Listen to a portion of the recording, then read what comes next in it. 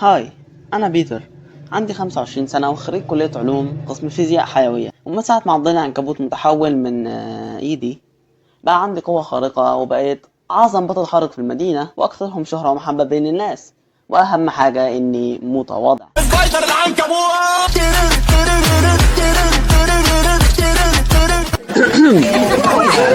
السلام عليكم. هاي، أتمنى أكون ما اتأخرتش. أقدم لكم الواد بيتر. حضرتك الواد بيتر؟ أنا بيتر. ربنا على كل مفتري. مش انتي. استاذنك، انا محتاج اخش الحمام.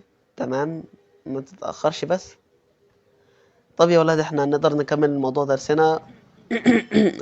معلش، انا محتاج حضرتك تيجي تشوف حاجه بس.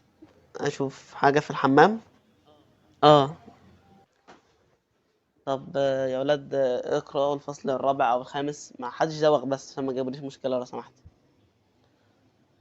انت محتاج تشوف ايه اللي بره، في كميه تراب غير طبيعيه. ما طبيعي، ما بكره اول يوم عيد. ما اعتقدش ان دي تنظيفة العيد. انا شاكك ان ده ساند مان. ده ساند مان اللي انت خايف منه. انا عايزك تتفرج عليا وانا بعبيه لك في شوال.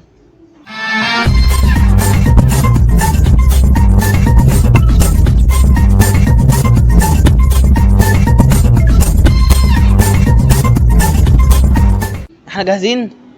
احنا جاهزين. خد يا ساند مان، خد. اخيرا. ده راجل مقرف. يا ساتر، بطلع عيني. انا هندمك يا سبايدر مان. هخليك تعرف انا مين، وهخليك تعرف ازاي تعاملني كويس. هتشوف. تاكل رز بلبن وتخليني انا احسب شبه المره اللي فاتت. تخافش، انا حساب المره دي. خلاص، عايز باللوتس.